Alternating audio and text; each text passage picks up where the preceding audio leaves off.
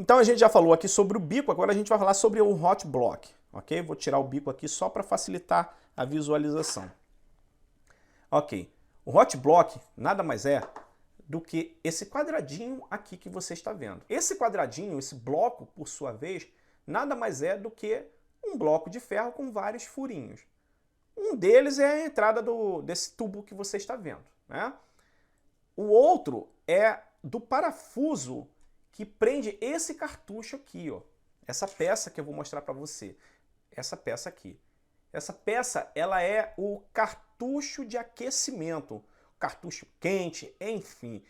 O cartucho que vai fazer esse bloco aqui todo esquentar. É uma resistência que aquece muito, muito, muito, muito, podendo chegar facilmente a 700 graus, tá? Porque eu já fiz esse teste e chega a 700 graus.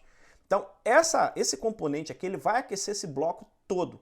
Então, aqui embaixo tem um furinho, mas pode ser do lado também, pode ser em cima, depende muito da extrusora. Cabe a você avaliar, sabendo que esse componente aqui, ele sempre será preso por alguma coisa, porque ele aquece muito, simplesmente porque ele aquece muito. Se essa peça estiver solta, ela pode fazer com que a impressora pegue fogo. E você pode ter outros problemas, claro, né, menos grave do que a impressora pegar fogo, como, por exemplo, problemas de aquecimento, baixa extrusão, ou superaquecimento, porque ela precisa estar na posição certa, né, centralizada aqui no bloco, para que ela aqueça o bloco. Mas se ela sair desse bloco aqui, digamos que ela tenha saído do bloco, isso aqui vai aquecer de maneira absurda. Esse cartucho que você está vendo aqui, ele vai aquecer de maneira absurda. Esse cartucho vem na voltagem de 12 volts, né, na tensão de 12 volts, ou 24 volts. Podem haver outras versões também, mas as mais comuns são 12 volts, ok? Então esses cartuchos saindo de dentro daquele bloco ali pode provocar inúmeros problemas. Então é importante que esse cartucho esteja bem colocado aqui dentro, bem fixado. Ele não pode ter folga, porque se ele tiver folga, ele não vai conseguir transferir a temperatura de maneira adequada para o bloco de ferro. E, via de regra, algumas pessoas também colocam pasta térmica justamente para fazer com que essa adesão e essa transferência térmica aconteça no nível mais alto possível, né? Então ela tem que entrar aqui e tem que estar bem apertada, ok? Mas só isso não basta, porque esses blocos eles são aquecidos através de ondas quadradas. Então o processador ele vai gerar várias ondas quadradas que vão ativar e desativar o drive controlador desse cartucho, fazendo com que ele aqueça. Então, digamos, certa quantidade de ondas vai fazer com que ele aqueça certa quantidade de vezes. Se ele for mantido ligado o tempo todo, ele aquece indefinidamente até simplesmente se danificar. Então, para isso eu preciso medir essa temperatura, saber qual a temperatura que o cartucho chegou. Para isso eu uso um termistor, que é esse componentezinho de vidro pequenininho que você está vendo. É um resistor de 100K. Inclusive a gente pode medir, né? Porque se ele não estiver marcando 100K, provavelmente ele está com defeito. Então, esse termistor, qual é a característica principal dele?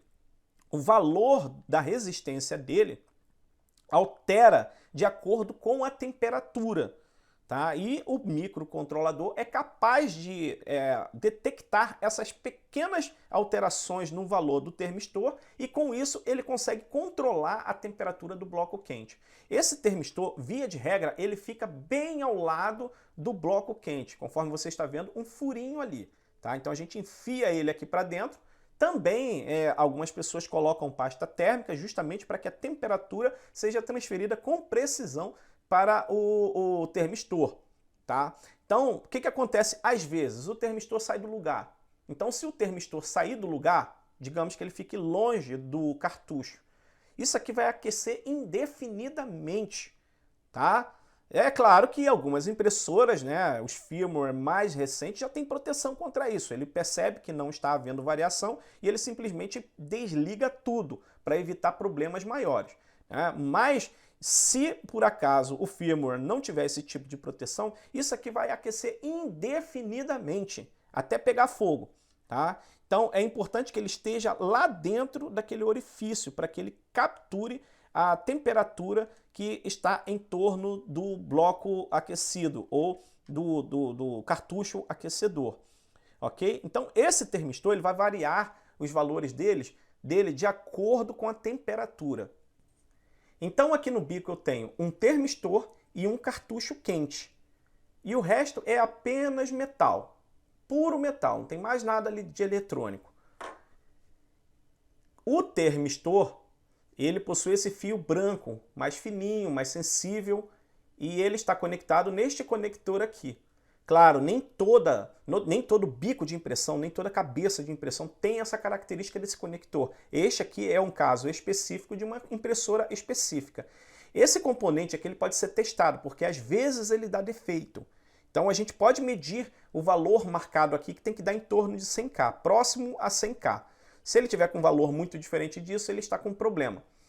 E o cartucho quente ele também tem dois fios que saem dele, obviamente fios com capas térmicas, justamente por causa da temperatura que o cartucho quente produz, né, por onde ele receberá a alimentação de 12 ou 24 volts.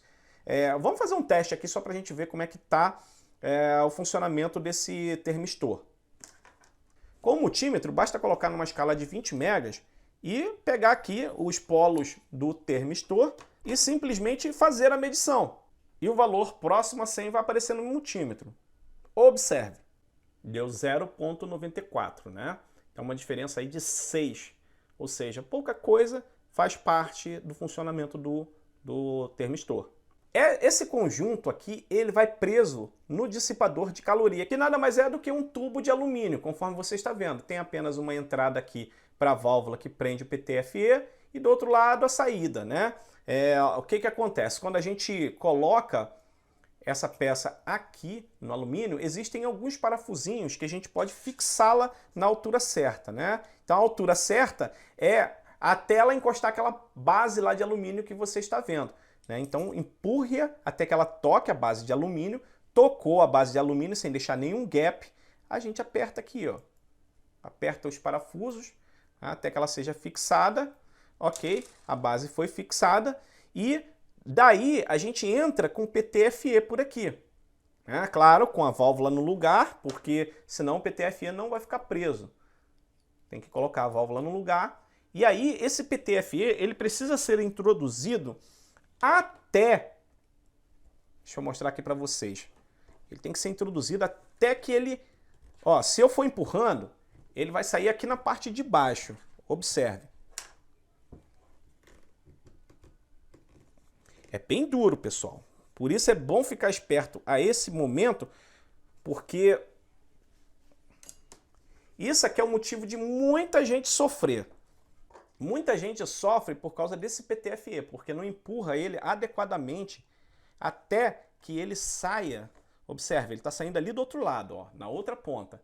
Né? O objetivo dele não é sair, mas o objetivo dele é que ele se encoste aqui, ó, no bico. Você tem que empurrar o PTFE até que ele encoste no bico. Se ele não encostar no bico, o que vai acontecer é que vai ficar um gap aqui. Esse gap vai encher de filamento e isso vai gerar problemas de extrusão e até entupimento do bico. Simplesmente você não vai conseguir imprimir nada se esse PTFE não encostar no bico. Ele tem que descer até que ele encoste no bico. Tá? Claro, existem impressoras que possuem daqui até aqui de metal puro, ou seja, o PTFE só vai descer até aqui. Mas em geral, essas que vêm da China, elas precisam descer o PTFE até que o PTFE toque o pino de metal aqui, o bico de metal. Se isto não acontecer, simplesmente você vai ter problemas de extrusão, porque vai ficar um gap entre o PTFE e o bico, o filamento vai derreter ali no meio daquele gap e a extrusora não vai ter força para empurrar ele pelo bico adentro, até que ele saia aqui na ponta do bico. Inicialmente pode até ter, mas depois o problema vai se agravando, se agravando, se agravando, até que finalmente o bico entupa e a sua impressão, o seu trabalho fique completamente destruído. Então é importante que ele encoste, tá? Então, claro, você não vai empurrar o PTFE sem que o bico esteja no local. Ele tem que estar no local e apertado. E você vai empurrar com força até que esse plástico aqui, PTFE, toque no bico. Não se preocupe com relação à temperatura, porque esse plástico ele resiste até 250, 260. Em 250 ele já começa a fundir, 260 ele já começa a derreter por completo. Então o ideal desse tipo de impressora chinesa é você imprimir em temperatura de até no máximo 240 graus, 245 estourando, porque a partir desse ponto ela já começa a derreter esse tubo. A solução para isso é um bico full metal, onde eu não tenho a necessidade do PTFE descer até o bico. Mas em via de regra, esse tipo de utilização é muito específico para quem vai imprimir com nylon e outros materiais que requerem uma temperatura mais alta. Em geral, não se preocupa muito com isso, especialmente quem está começando agora. Vocês viram que eu fiz muita força para introduzir o PTFE e, de fato, é assim. Tá? Às vezes se faz muita força. Você pensa que ele tocou o bico e, no entanto, não tocou o bico. Tá? Então tem que empurrá-lo. Primeiro, obviamente, conforme já falei, coloque o bico no lugar, com o bico bem apertado no lugar, você vai empurrar o PTFE até que ele atinja o bico de metal. Que aí você não vai ter gap. Ó. Eu não tenho gap, estou garantindo que eu não tenho gap entre o bico e o pescocinho, e eu não tenho gap entre o bico e o PTFE, ok? Esta é a regra para que a sua impressora funcione, especialmente se você estiver usando uma impressora Bowden, porque mesmo as que não são Bowden costumam vir com tubo PTFE aqui dentro, tá? Se for impressora chinesa, costuma vir com esse tubo PTFE aqui dentro. E aí, via de regra, você tem que ficar atento a isso, porque os problemas com este bloco aqui, que você está vendo, com este conjunto de componentes aqui, é muito grande e frequente, extremamente frequente. 90% das reclamações são relacionadas com problemas aqui neste conjunto, sem que a pessoa se dê conta. Ela acaba atribuindo o problema à configuração de software, acaba atribuindo o problema à qualidade da impressora, quando na realidade o problema está em não entender o funcionamento correto deste bloco que é tão importante na impressão 3D.